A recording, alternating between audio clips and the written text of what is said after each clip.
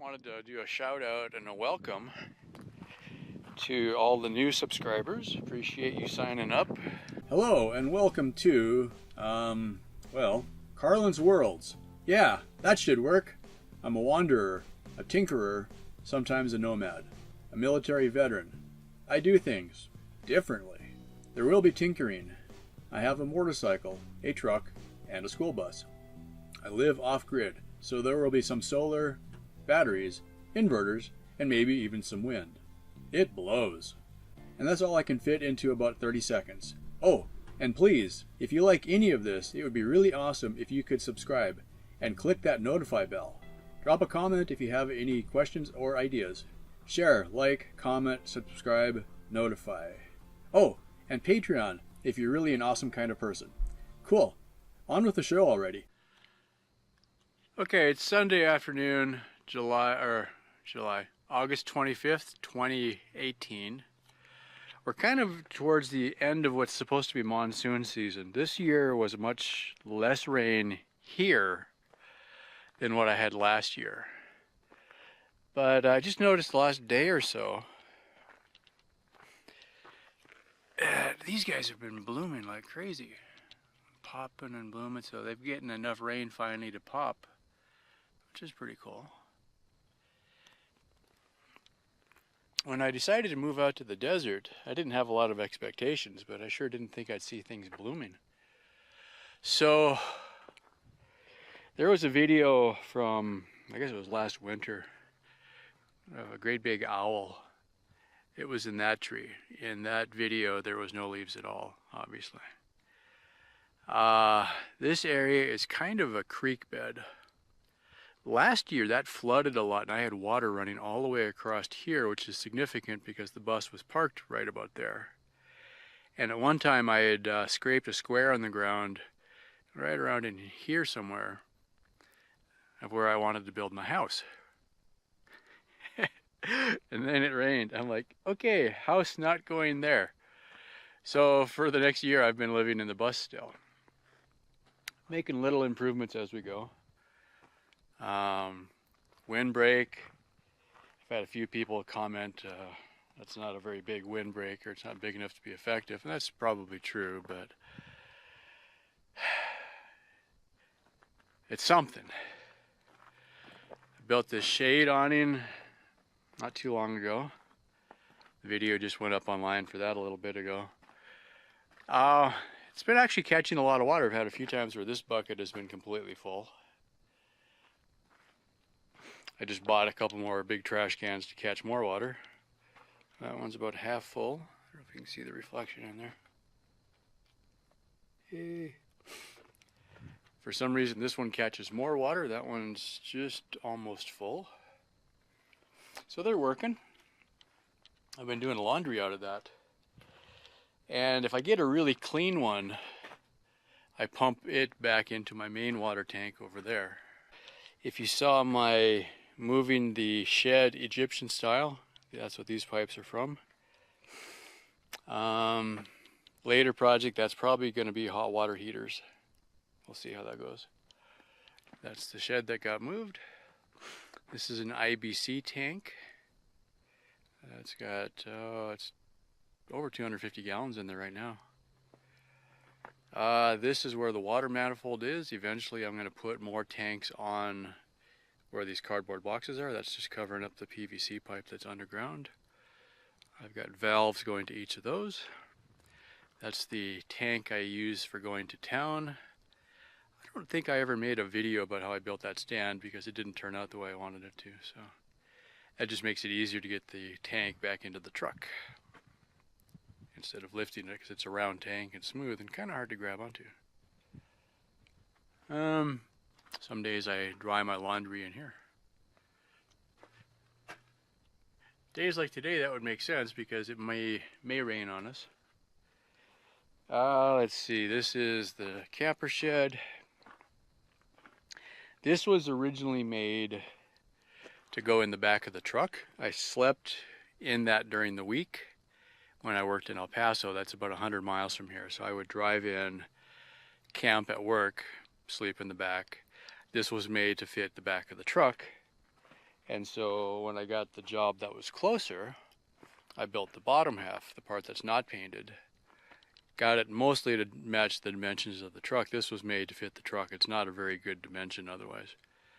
But that winter, from January, I got the new job. So I slept in here most of the winter. Only it was on the other side, closer to the front door. That actually worked out really well because I was able to heat it very easily. I had a really good sleeping bag and a little propane heater in there. And that was fine. Solar panels, these are the Harbor Freight panels. I had some comments on these recently again. So this has been one of the biggest videos. Anytime you do a build or a review using name brand parts, I guess is a good idea. So this is 3 of the 100 watt kits, typically available for a couple $100 when they're on sale. Haven't talked much about them lately, aside from the fact that they just have been working. So made the frames out of 2x4 studs. Piece of conduit there, the wire runs through it. What I did is I cut all the ends off and I terminated them on these 2 screw panels up here, screw terminals. There's one on each set here and over there.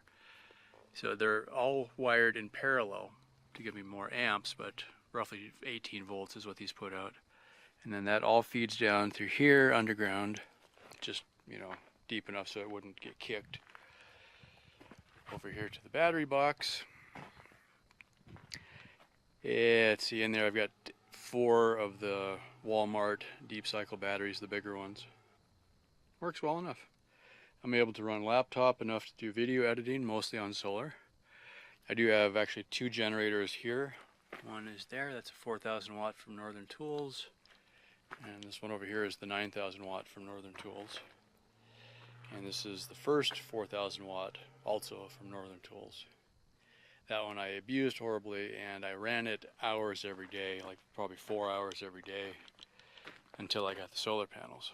Once I got the solar panels set up, then by that time this one was smoking pretty bad. I basically wore it out. But it did its job, and it was about $229 on sale. So there you go. This was the outdoor shower.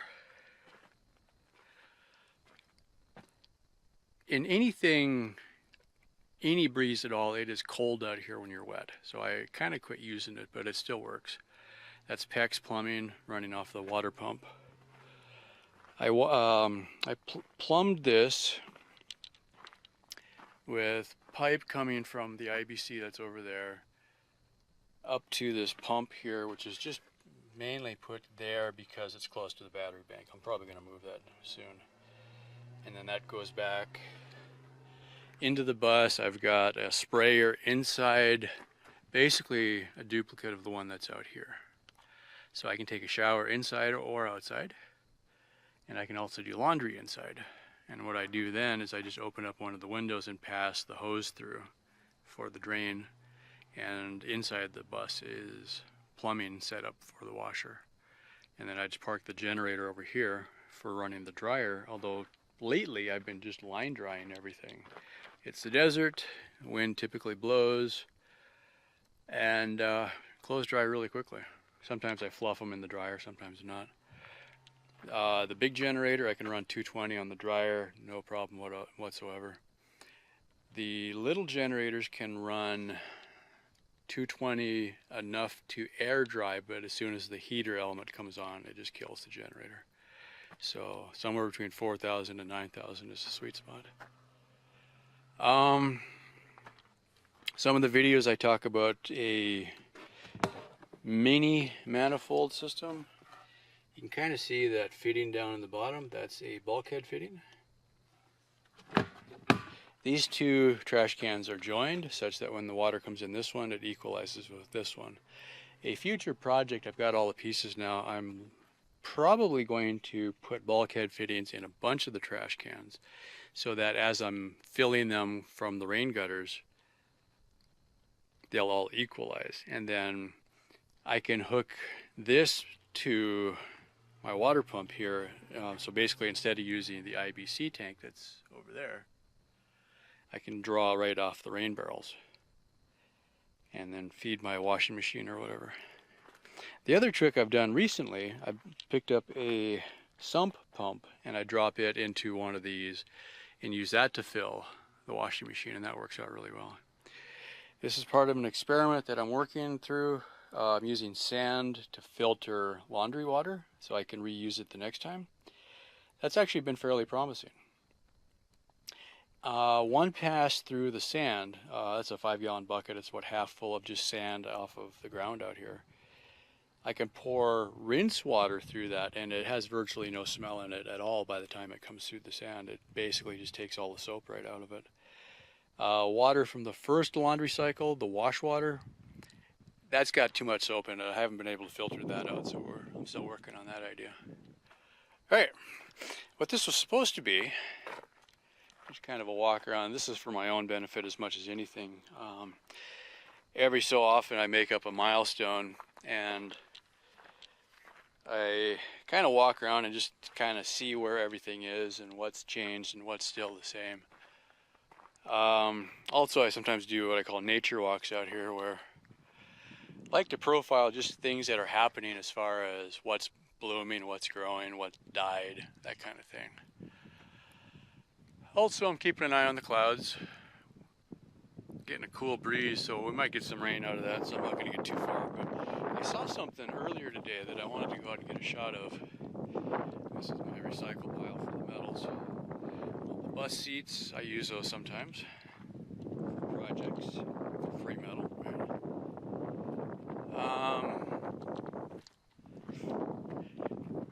If I ever build the domes, they're going to be here. That's kind of gotten pushed back again. We'll just see what happens there. This is where I grow my rocks in the rock garden. So this one was kind of noteworthy. I pointed this out in another video, and then these berries happened. So I'm not brave enough to eat one of these, although it's tempting. Those are growing right on the thorns. I don't know anything about these, so I don't remember seeing these last year, but and there's a bunch of flies and probably bees buzzing around. Some of these are blooming. Kind of cool. I'll just call them thornberries for now. And yeah, as these get hard, these are dangerous looking things. Crazy.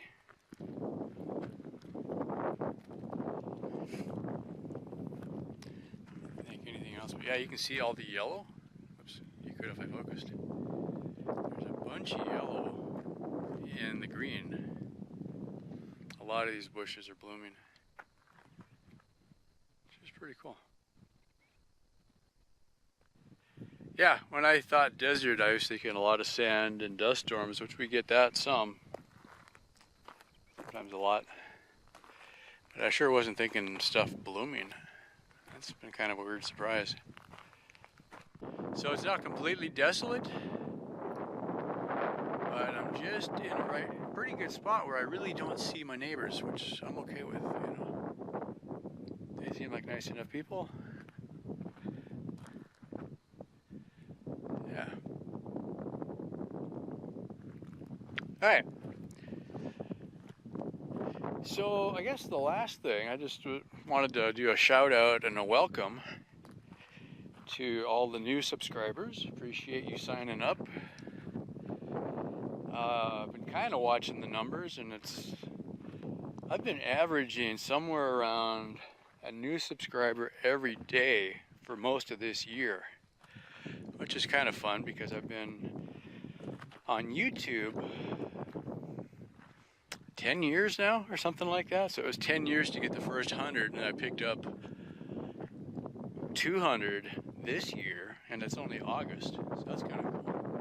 Of course, I didn't put up a lot of videos the first 10 years either, so a little bit here and there. So, yeah, that's that. Go put my groceries away or something. Anyway, thanks for watching. Stay tuned for the next one. Well, that's about it. Thank you so much for watching. Yeah, that should work. Cool. I do things differently. Oh, and please, if you like any of this, it would be really awesome if you could subscribe and click that notify bell. Drop a comment if you have any questions or ideas. Share, like, comment, subscribe, notify. Oh, and Patreon if you're really an awesome kind of person. Thank you so much for watching.